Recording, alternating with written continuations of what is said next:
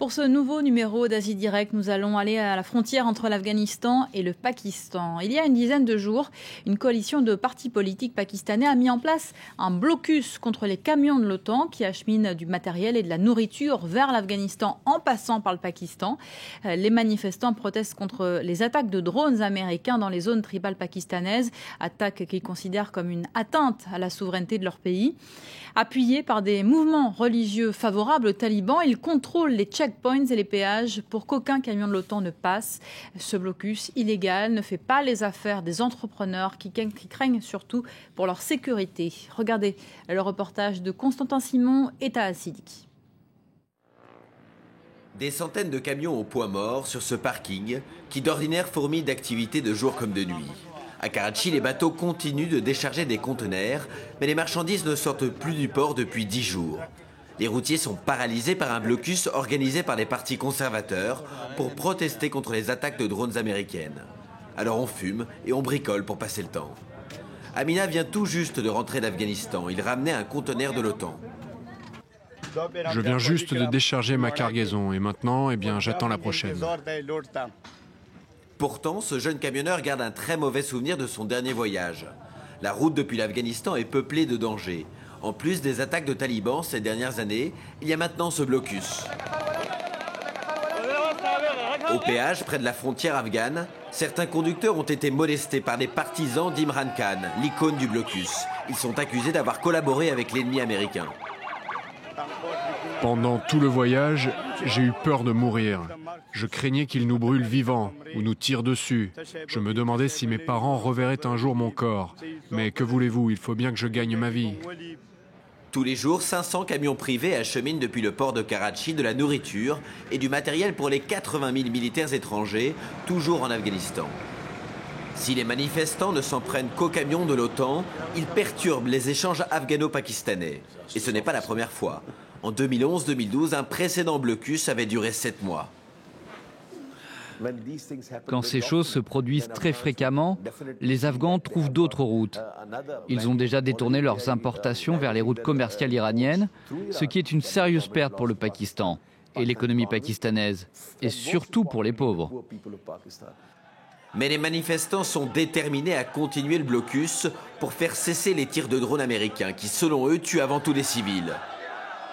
Le mouvement a été rejoint par des leaders religieux très populaires et même des organisations extrémistes officiellement interdites au Pakistan.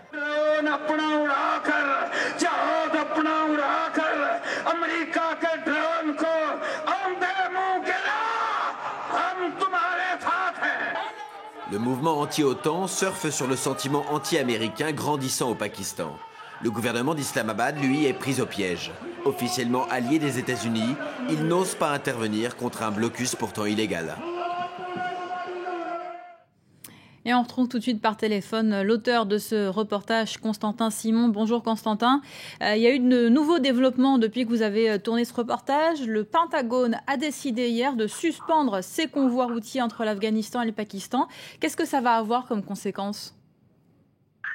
Eh bien, écoutez, pour l'instant, c'est momentané, évidemment, mais à moyen terme et à plus long terme, évidemment, les Américains vont essayer de trouver de nouvelles routes plus stables, plus sûres. C'était déjà arrivé lors du blocus de 2011-2012. Pendant 7 mois, le gouvernement pakistanais, cette fois-ci, donc c'était vraiment officiel, avait interdit tout convoi de l'OTAN sur son territoire, en représailles parce qu'il y avait eu un accident et des soldats américains avaient tué des soldats pakistanais par accident, et donc le gouvernement avait interdit jusqu'à ce que les Américains s'excusent publiquement, et donc à ce moment-là, eh bien, les Américains avaient dû trouver une nouvelle route par le Turkménistan avec une base en Géorgie, donc par l'Asie centrale, et ça coûtait évidemment beaucoup plus d'argent. Donc les Américains vont se préparer à cette possibilité, surtout que même s'ils partent fin 2014, a priori certains soldats de l'OTAN devraient rester, 12 000 peut-être. Les discussions sont en ce moment avec le gouvernement afghan, et donc ces problèmes pourraient devenir récurrents. Constantin, est-ce que ce nouveau blocus est soutenu par la majorité de la population pakistanaise ?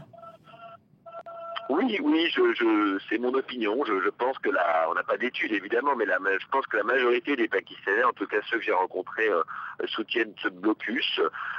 J'étais étonné de voir d'ailleurs la virulence à force du sentiment anti-américain en ce moment au Pakistan. Je crois qu'il n'a jamais été aussi fort, et on voit bien que le gouvernement lui-même est prisonnier, parce que c'est finalement le gouvernement pakistanais qui a autorisé les Américains et l'OTAN à utiliser son territoire. Il faut savoir que les Américains payent entre 1500 et 1800 dollars pour chaque camion qui passait au Pakistan.